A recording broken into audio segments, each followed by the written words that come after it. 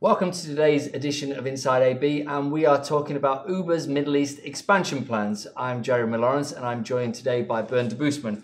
Bernd, you were talking to this guy, Anthony Khoury, General Manager for Uber Middle East, and it's been a great year for Uber, and they plan on making another great one in 2018. Well, it has. And 2017 was particularly good for them because they managed to expand a lot in Saudi Arabia. He said that now they cover about 80% of the Saudi population, mostly in urban areas, but also in a little further afield. Wow. And of course, the news that Saudi women will be driving is kind of a big step for them, for Uber in particular.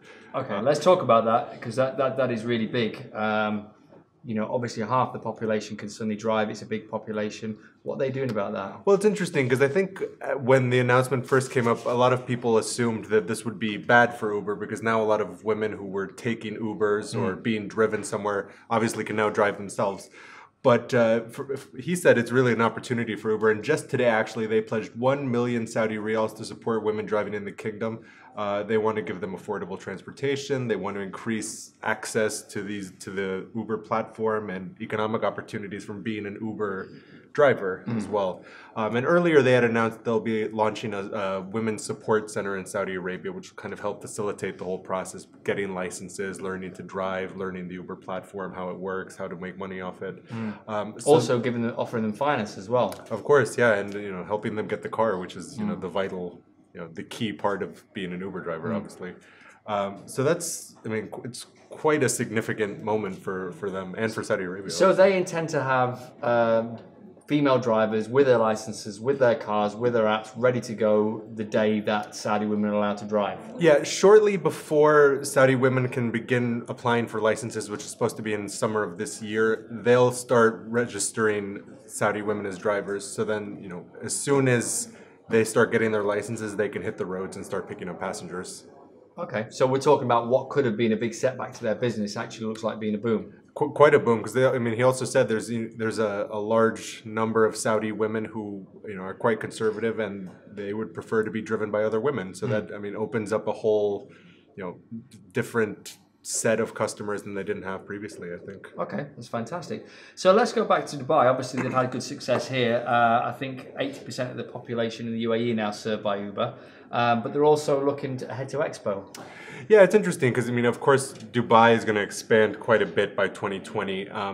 And what he's said is that, he wants Uber to kind of complement the public transportation system. They've recently launched a trial of UberX, which is a more affordable Uber compared to what was previously available in Dubai.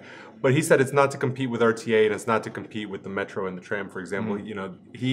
They're specifically focusing on the last mile. So people will take an Uber from, let's say, Motor City or somewhere which is quite far out to the public transportation and hop on the public transportation and go from there. It's going to be big, especially if Dubai's population continues to grow leading up to 2020. Okay, and Uber One, tell us about that. Uber One, of course. Well, Uber One is kind of, it's a very new thing. It's 50 Tesla cars that are being managed by RTA. And if you so choose, you can order an Uber One, if you're environmentally minded, I guess this is a good word.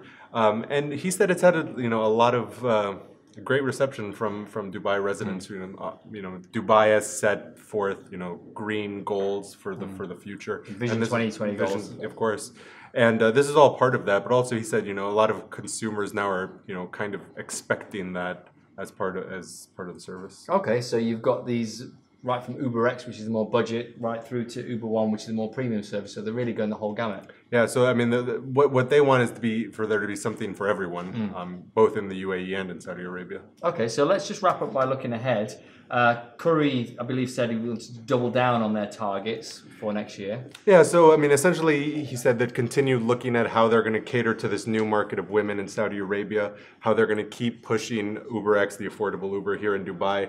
But also he said, there's a lot of people have asked about the future of Uber in Abu Dhabi, which has been suspended for some time. He said they're going to continue working with the regulators to see how they can get around that. He said they're in discussions with Sharjah to see if they can extend Uber to Sharjah. But he said, the problems with the regulators, like what happens in Abu Dhabi, is kind of a natural growing pain. It's a very new thing. it wasn't a concept that existed before, so there was no regulations for it. So yeah, well, we've seen it in London, we've seen it in Paris. It's a new industry, so it's bound to happen, isn't it? Of course. Okay. So it's a very big year ahead then for Uber. It looks like they're going great guns. Very big. Okay. All right. Well, Bernd de Boosman, thank you very much. You've been watching Inside AB. Please do, any comments, please do comment below. Subscribe to our YouTube channel. Join us every day at 10 a.m. So thanks. Bye.